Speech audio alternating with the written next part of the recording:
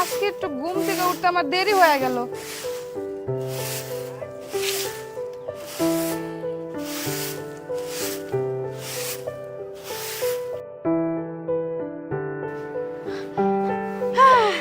নাস্তা নাস্তা নাস্তা, আয় হায় ভাবি,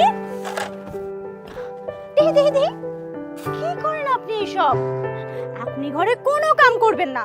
আপনি কেন কাম করবেন? আপনি তো পায়ের উপরে পা তুলে বসে থাকবেন। কি কর রাবেয়া, আজকে থেকে আমি রেস্ট করবো, কোনো কাম করবো না, সব কাম তুমি করবা মানে? হ্যাঁ, এখন থেকে বাড়ির রান্না বান্না, ঘর দোয়ার ঝাড়ু দেওয়া, যত কাম আছে সব আমি করবো। আর আপনি আপনি খালি আরাম করবেন, পায়ের উপরে পা তুলে থাকবেন। ছোট বৌমা, তুমি এসব কি কইতেছো? তুমি সুস্থ আছো তো?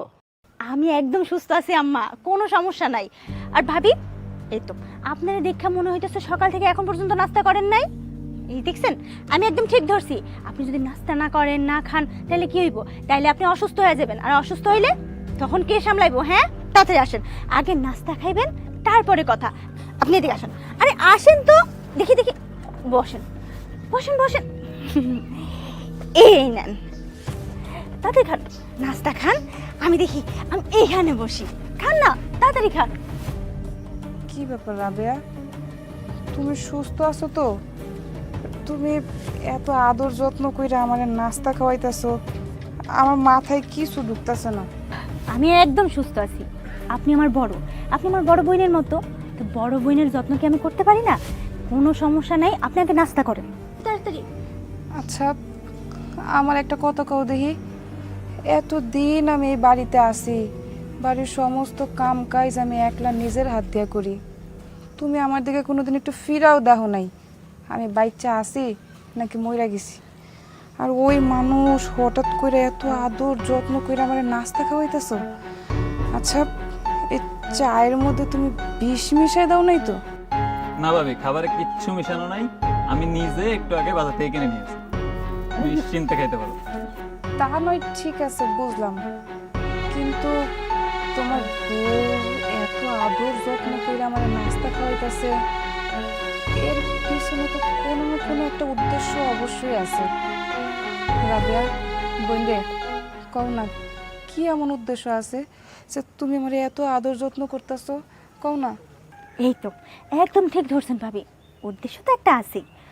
আসলে দেখেন, ভাইজান মারা গেছে 1 বছর হয়ে যায়। এই সংসারের হাল, এই যে আমার জামাই একলা ধরছে, নুন আনতে পান্তা ফুরায় এমন একটা অবস্থা, সংসারটা ঠিক মতো চলে না। সব কিছু তো আপনি নিজেই দেখেন। আর এই দেখেন, আপনার পরনের শাড়িটা, এইটাও ছিঁড়া। কেমনে যে আমরা সংসার চালাইতেছি সেটা তো আপনি ভালোই বুঝেন। আসলে কইতেছিলাম কি, ভাইজান মারা যাওয়ার পর আপনি 20 লাখ টাকা পাইছেন বিদেশ থেকে। ওইখান থেকে 10 লাখ টাকা যদি আপনার দেবরে দিতেন, তাহলে একটা ব্যবসা করতে পারতো। আমি আমার লেগে কিন্তু কইতাছি না, এই সংসারের লেগে কইতাছি, সংসারের ভালোর কথা চিন্তা করেই কইতাছি। না মা কোন, এই সংসারের উন্নতি হইব, আমরা সবাই মিলে ভালো থাকব। ও আচ্ছা, এবার বুঝতে পারছি। তার মানে এত আদর যত্ন আপ্যায়ন সব কিছু আমার স্বামীর টাকা হাতায় নেওয়ার লিগা, তাই না? আপনি কিন্তু ভুল করতেছেন ভাবি। ভাইয়ের টাকা আমি নিমু কেন? আমি কি আমার বাপের বাড়ি পাঠাইতেছি? আমি কি কোথাও পাঠাইতেছি? এটা তো এই সংসারেই থাকবো। আর আপনার দেবর তো আপনার ছোট ভাইয়ের মতো, আপনার দেবর ব্যবসা করব, এটা আপনার থাকবো না? আর এই সংসারেই থাকবো, এই সংসারেই খরচ হইব। আমি কিন্তু নিজের কোনো লাভের লেগে কইতাছি না। আচ্ছা ঠিক আছে রাবেয়া, আমি তোমারে আমার স্বামীর টাকা থেকে 10 লাখ টাকা তোমার আমি দেব, কিন্তু আমার একটা শর্ত আছে। সত্যি কইতাছেন ভাবি? আপনি আমার 10 লাখ টাকা দিবেন? আপনি যা কইবেন আমি তাই শুনবো, কোন আপনি। কিন্তু তার আগে একটা কথা আছে, আমার শর্তটা তুমি রাখবা তো? আরে ভাবি, আপনি খালি কইয়েই দেখেন না, আপনার সব শর্ত আমি রাখবো, কোনো চিন্তা করেন না। আপনি কোন? আমার শর্তটা হইছে, আমার স্বামীর টাকার ভাগ থেকে যদি তোমারে টাকা দেওয়া লাগে, তাহলে তোমার স্বামীর ভাগ আমারও দেওয়া লাগবে। কি? আপনার মাথা ঠিক আছে? ও আপনার ছোট ভাইয়ের মতো, আপনি আমার জামাই দিকে এরকম কুদৃষ্টি দেন, তাই না? লজ্জা লাগে না আপনার? এটা কি কইতেছেন ভাবি? এটা কোনো ভাবে সম্ভব না। ভাবি, আপনার মাথা না পুরাই খারাপ হয়ে গেছে। কিসব উল্টাপাল্টা কথা কইতেছেন আপনি, বুঝতেছেন? আমার মাথায় একদম ঠিক আছে রাবেয়া, তুমি একটা কাজ করো, তোমার স্বামীর লগে আমার বিয়া দিয়া দাও, তাহলে আমি তোমার 10 লাখ না পুরো 20 লাখ টাকায় বিয়া দেব। আমার কথাটা শুই না আপনারা কেউ অবাক হয়েন না আম্মা, আমি তো একটা মাইয়া মানুষ আম্মা, দেখেন আমারও তো একটা ভবিষ্যৎ বলতে কিছু একটা আছে। দুলাল, তুমি যদি আমার বিয়া করো তোমার জীবনটা কিন্তু একদম পাল্টাই যাব। আর এত টাকা পয়সা দিয়ে আমি কি করবো? ওই তো ঘরেই ফালাই রাখছি টাকা পয়সা, টাকা পয়সা কি আর ভাত দেয়? আমার তো দরকার আমার স্বামীর আদর, ভালোবাসার সোহাগ, যাতে সুখে দুঃখে আমি আমার স্বামীর কাঁধে মাথাটা দিয়ে সারাটা জীবন পার করে দিতে পারি। আমার এতটুকু হইলেই চলবো। তুমি আমার খালি একটু ভালোবাসা দিও, আর কিচ্ছু লাগবে না। রাবেয়া, কও না বোন, তুমি কি তোমার স্বামীর ভাগ আমারে দিবা? অসম্ভব, এটা কোনোভাবেই সম্ভব না। শুনো রাবেয়া, তুমি আর ভাবির কাছে কখনো টাকা চাইবা না। ভাবির টাকা ভাবি যেখানে ইচ্ছা খরচ করুক, যেভাবে ইচ্ছা খরচ করুক। ছি ছি ছি ছি। মান সম্মান আর কিছু থাকলো না, লোকে কি কইব? আমার মরণও হয় না। কি চালাক করছি আমি। রাবেয়া বোন, তোমার মাথা না এখন অনেক গরম আছে। তুমি একটা কাজ করো, এই জায়গায় বইয়া বইয়া আস্তে আস্তে নাস্তাটা খাও আর চিন্তা করো, তুমি কি আমার 10 লাখ টাকা নিবা নাকি তোমার স্বামীর ভাগটা আমারে দিবা? জীবনটা তোমার, সিদ্ধান্তটাও তোমার। ভাইবা দাও, নিবা নাকি তোমার স্বামীর ভাগটা আমারে দিবা? সিদ্ধান্তটা তোমার, আমারে জানাইও।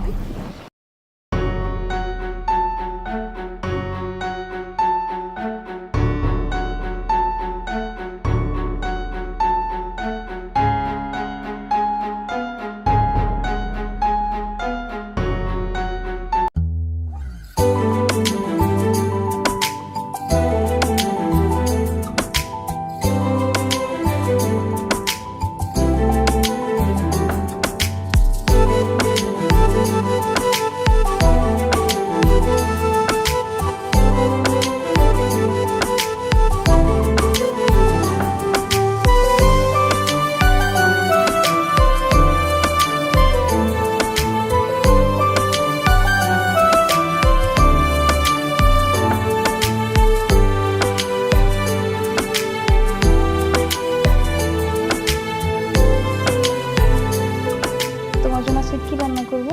তোমার মিষ্টি হাত দিয়ে যা রান্না করবা সেটা আমি দিতে হবে। ঠিক আছে, গরুর মাংস রান্না করবো আজকে।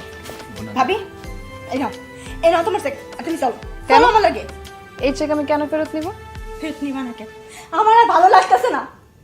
আমার স্বামীর লগে আমি আরেকটা মায়ের সহ্য করতে পারতাছি না। নাও তোমার চেক, আমার স্বামী আমার লগে থাকবো। তুমি সত্যি কইতেছো রাবেয়া? তোমার এই চেক লাগবো না, শুধু তোমার স্বামী লাগবো? হ, সত্যি কইতাছি। আমার এই টাকা পয়সা কোনো কিছু লাগবো না, আমার খালি আমার স্বামীরে লাগবো।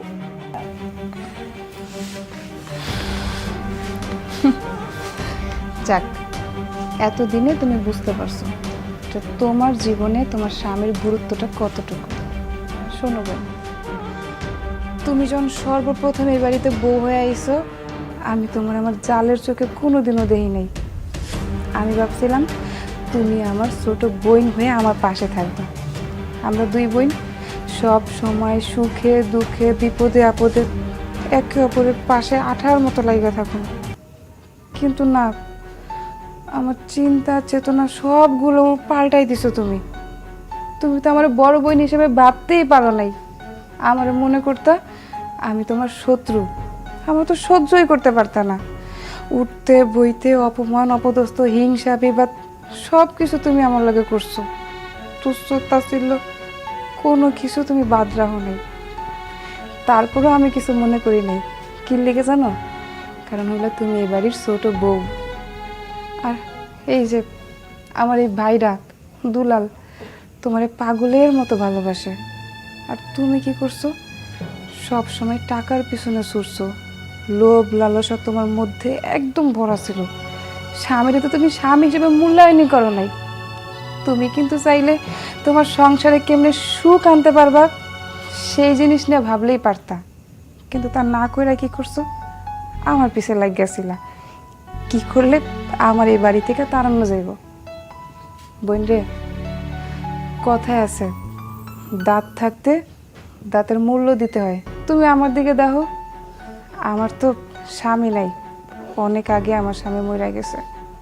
আমি বুঝি স্বামী কি জিনিস। স্বামী এ হইছে মাথার মুকুট, যখন তোমার জীবনে থাকবো না তখন ঠিক বুঝতে পারবা। ঠিকই কইছো। আমার কাছে স্বামী আসছিল, আমার সংসার আসছিল, বোঝার চেষ্টা করি নাই কখনো। নিজের সংসারটার কোনো সময় ভালোবাসি নাই। টাকার লোভ করছি, নিজের করছি। নিজের করতে গিয়ে নিজের মানুষগুলারে হারাইছি। আজকে নিজের স্বামীর ভাগ যখন আরেকজনের লগে করতে হয়, তখন বুঝতেছি স্বামীর ভাগ কাউরে দেওয়া যায় না। আরে না না, তুমি তোমার স্বামীরে হারাও নাই, তোমার স্বামীর ভাগ আমি নেই নাই, তোমার স্বামী তোমারই আছে। হ্যাঁ রাবেয়া, আমরা আসলে বিয়ে করি না, বিয়ের অ্যাক্টিং করছি জাস্ট তোমাকে বোঝানোর জন্য। তোমার যে এখন বুঝতে হয়েছে এটা আলহামদুলিল্লাহ। তুমি সত্যি কইতাছো ভাবি? হ, সত্যি কথা কইতেছি। তুমি আর কি করতাম কও তো? তুমি তোমার পুরো পাগলই বানায় ফেলাইছিলা। তুমি তো সারাদিন আমার পিছনে উইটা পইরা লাগছিলা। তাই আমি আর দুলাল, তুমি যাতে তোমার ভুলটা বুঝতে পারো, তাই আমরা দুজন অভিনয় করছিলাম।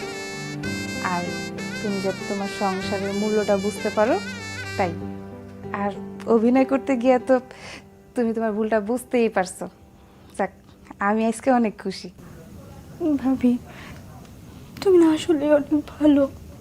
তুমি আমার অনেক ভালোবাসছো, আমার নিজের ছোট বোনের মতো দেখছো। আর আমি সবসময় তোমার নিজের শত্রু মনে করছি, কোনো সময় তোমার লাগে ভালো ব্যবহার করিনি। তোমার এই বাড়িতে বাইর করানোর লেগা কত অত্যাচার করছি, কত অবহেলা করছি। আমি আসলে মানুষ না, আমি একটা জানোয়ার। আমার মধ্যে মানুষের কিচ্ছু নাই। ভাবি, আমি না আমার ভুলগুলো বুঝতে পারছি। তুমি চোখে আঙ্গুল দিয়া দেখাই দিছো যে আমি ভুল করছি। আমি সত্যি করতেছি, আমি ওর ভুল বুঝতে পারছি। আমার তুমি মাফ করে দাও বোন, আমার মাফ করে দাও। না না বোন, তুমি আমার কাছে মাফ চাইও না, আমি তোমার অনেক আগেই মাফ করে দিছি। এখন যাও, দুলালে নিয়ে ঘরে যাও। আমি তোমার বলে অনেক দোয়া করি, তুমি অনেক সুখী হও। তুমি আমার মাফ করে দিও।